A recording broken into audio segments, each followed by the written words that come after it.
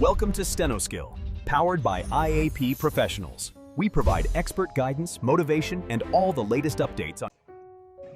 तो मैं आज आपको सिखाऊंगी कि स्टेनो होती क्या, हम कैसे स्टार्ट करते इसे पढ़ना। इंग्लिश में कितने अल्फाबेट्स होते हैं? इंग्लिश में अल्फाबेट्स होते हैं 26 और वॉवल्स होते हैं 5। सेम एज स्टेनो में 24 स्ट्रोक्स होते हैं जिनको हम कॉन्सोनेंट भी बोलते हैं। और वॉवल्स कितने होते हैं? वॉवल्स होते हैं 12। अब ये जो 12 वॉवल्स होते हैं ना, मोस्ट ऑफ द स्टूडेंट को इन्हीं में प्रॉब्लम आती है, क्योंकि वॉवल्स जो है बेस है स्टेनो का। अगर आपको वॉवल्स अच्छे से समझ आ गया, आपको आधी स्टेनो समझ आना स्टार्ट हो जाएगी। तो वॉवल्स में हम क्या पढ़ते हैं? वॉवल्स में हम सीखते हैं साउंड। और ये जो 24 स्ट्रोक्स है, ये काम करता है जैसे आपने बचपन में अल्फाबेट स्टार्ट किया था लिखना, वैसे ही स्ट्रोक्स का काम होता है अल्फाबेट। लाइक ये होती है स्टेनो की ABCD। स्ट्रोक्स का मतलब होता है लाइंस, कि हम लाइंस ड्रॉ करते हैं, बट कैसे करते हैं वो चीज मैं आपको सिखाऊंगी। तो स्ट्रोक्स का मतलब है लाइंस, कि हम अलग तरीके से लाइंस कैसे ड्रॉ करनी है, इसको हमें याद कैसे करना, प्रैक्टिस कैसे करना। स्टेनो में सबसे ज्यादा नीड होती है प्रैक्टिस की।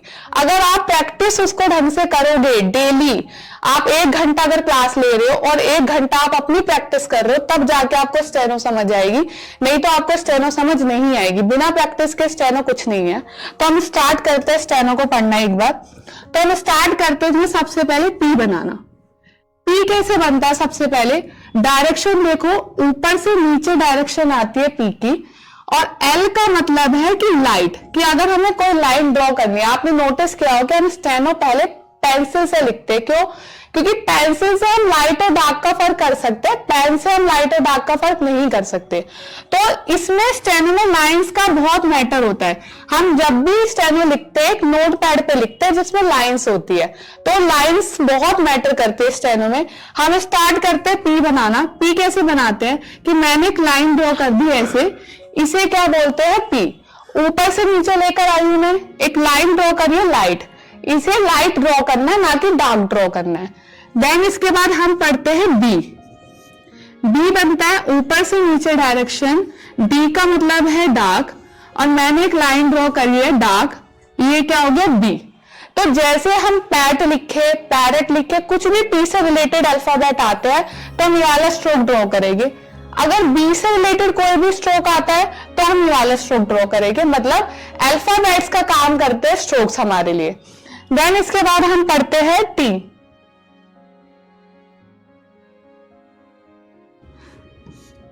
टी बनता है ऊपर से नीचे डायरेक्शन, एल का मतलब है लाइट। एक लाइन हमारे लिए ड्रॉ करना जरूरी है, क्योंकि आप जब स्टेनो करोगे तो एक नोटपैड पे करोगे, इसलिए मैं बोर्ड पे आपके लिए लाइन ड्रॉ कर रही हूं। तो टी बनता है एकदम स्ट्रेट। Then D. डी ऊपर से नीचे डायरेक्शन, डायरेक्शन बहुत मैटर करती है। आप अपने अकॉर्डिंग डायरेक्शन नहीं कर सकते हो कि मैं नीचे से ऊपर बना रहा हूं, नहीं, जैसे मैं आपको समझा रही हूं वैसे ही बनाना है, क्योंकि स्टेनो में हर एक चीज का मतलब चेंज हो जाता है। अगर आप एक डॉट भी लगा दोगे ना, उसका भी मतलब होता है। तो आपको अपने अकॉर्डिंग अभी कुछ नहीं करना है।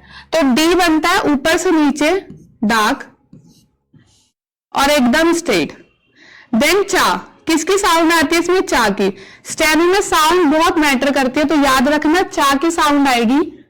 और ये बनता है लाइट और स्लैंट होके ऐसे बनेगा। देन जा।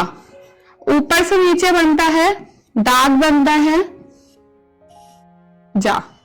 अब ये जो 6 स्ट्रोक्स होते हैं, इनको एक कैटेगरी में डिवाइड किया गया है। इसकी कैटेगरी होती है डाउनवर्ड,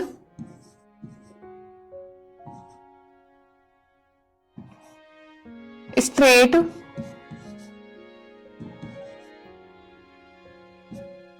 स्ट्रोक्स। क्योंकि ऊपर से नीचे आ रहे हैं डाउनवर्ड मोशन में और स्ट्रेट होते हैं, और इनको हम स्ट्रोक्स बोलते हैं, इसलिए हम इनको इस कैटेगरी में डिवाइड करते हैं, डाउनवर्ड, स्ट्रेट, स्ट्रोक्स। तो पी, बी, टी, डी, चे, जे, ये एक कैटेगरी के स्ट्रोक्स हो गए। अब इनको आपको प्रैक्टिस कैसे करनी है, कैसे लिखना है, ये सब चीजें भी मैं आपको सिखाती हूँ कि हमें इसको कैसे स्टार्ट करना है। ये आपको समझ आया कि एक स्ट्रोक्स है, 6 स्ट्रोक्स मैंने अभी आपको बताया है, क्योंकि हम सारे स्ट्रोक एक साथ सीखेंगे वो आपको समझ नहीं आएगी। पहले हम धीरे धीरे करके हर एक स्ट्रोक पे बात करते हैं, उसके बाद हम आगे चलते हैं। इसके बाद आती है बात जॉइनिंग की। अब देखो, आपको अगर अपना नाम लिखना है इंग्लिश में तो आप क्या करोगे, कोई भी अगर अल्फाबेट आपने सीखा है, किस लिए सीखा है, ताकि आप एक वर्ड का फॉर्मेशन कर पाए। सेम है स्टेनो में भी, अगर आप स्ट्रोक सीख रहे हो, किस लिए सीख रहे हो, ताकि एक वर्ड बना पाओ इंग्लिश में।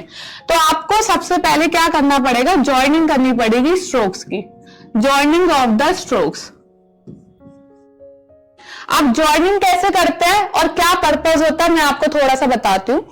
ज्वाइनिंग में हम किसी भी स्ट्रोक की ज्वाइनिंग कर सकते हैं, बट हमें करनी कैसे, लाइक अगर मुझे पी और टी की ज्वाइनिंग करनी है तो पी और टी, पी कैसे बनाया मैंने, ऐसे बनाया, और टी ऐसे। क्या मैंने पी और टी बनाते हुए स्टाइलस को उठाया था, नहीं, इसको उठाना नहीं है। पी और टी जब भी हम बनाते हैं तो आपको अपनी पेंसिल को या पेन को जब भी लिखो उसे उठाना नहीं है, क्योंकि ज्वाइनिंग करते हुए कभी भी हम स्ट्रोक्स को ज्वाइन करेंगे तो हम पेंसिल को नहीं उठाएंगे। हमारा पहला पर्पस होता है ये ज्वाइनिंग का। और ऊपर और नीचे का साइज, जो साइज आपका पी का होगा वही साइज आपका टी का होगा, दोनों साइज आपके सेम होने चाहिए।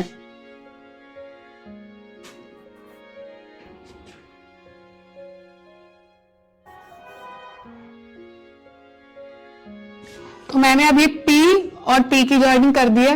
लाइक अगर मुझे टी और डी की ज्वाइनिंग करनी है, टी लाइट है और डी डार्क है, पेंसिल को उठानी नहीं है। ऐसे बी और चे की ज्वाइनिंग करनी है, बी और चे, ठीक है। हम किसी भी चीज की ज्वाइनिंग कर सकते हैं, बट हमें पेंसिल को उठाना नहीं है, और ऊपर और नीचे का साइज सेम होना चाहिए। ये होता है ज्वाइनिंग का पर्पस। देन इसके बाद हम जाते हैं, एक सेकेंड,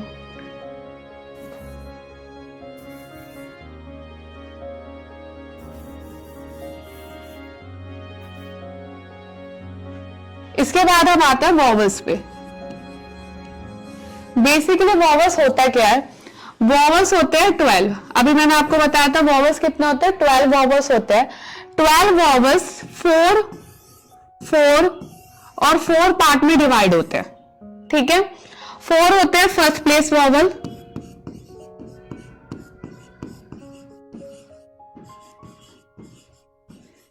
देन 4 होते हैं सेकंड प्लेस,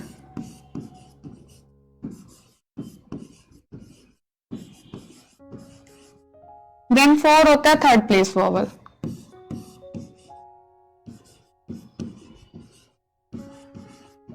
अब प्लेसेस क्या होती है, प्लेसेस होती है लाइक अगर मैं कोई भी स्ट्रोक को लाइन से ऊपर उठा दूं, अबव द लाइन, तो वो मुझे कंसीडर करता है कि फर्स्ट प्लेस वॉवल है।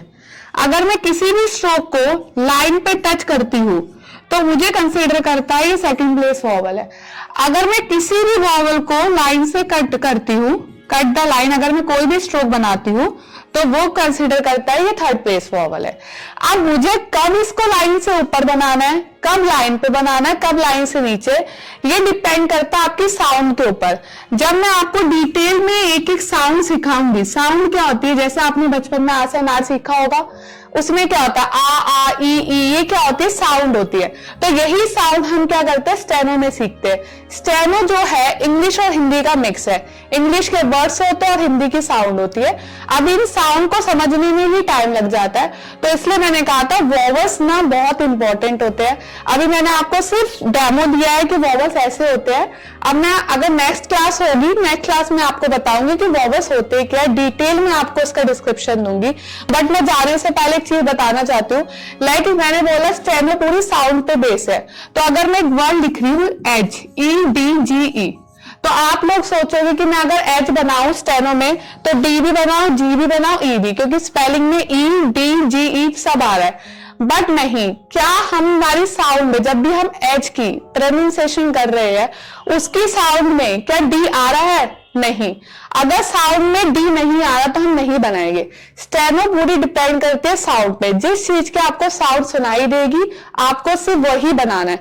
लाइक एज में डी की साउंड नहीं आती तो हम एज में डी को नहीं बनाते।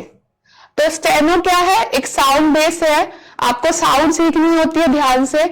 ऐसे ही अगर आपको मेरी क्लास पसंद आई है, अगर आपको समझ आ रहा है कि मैं क्या पढ़ा रही हूँ, और अगर आपको ऐसी ही और भी क्लास चाहिए तो आप मेरे से ऑफलाइन भी मिल सकते हो। हमारे इस चैनल पे जाके आप मुझे कमेंट कर सकते हो। अगर आपको कोई भी प्रॉब्लम हो, इस चैनल पे जाके आईएपी प्रोफेशनल हमारा चैनल है, हमारा इंस्टीट्यूट है आईएपी प्रोफेशनल, आप चाहो तो विजिट भी कर सकते हो, मेरे से ऑफलाइन भी मिल सकते हो। अगर आपको कोई प्रॉब्लम है, इसमें कुछ चीजें नहीं समझ आई जो मैंने अभी समझाई आपको क्लास में, तो आप कमेंट सेक्शन पे लिख के वो चीज आप मुझे बता भी सकते हो, तो हम आपकी कमेंट सेक्शन की क्वेरी भी ले सकते हैं। ठीक है। अब अगर आपको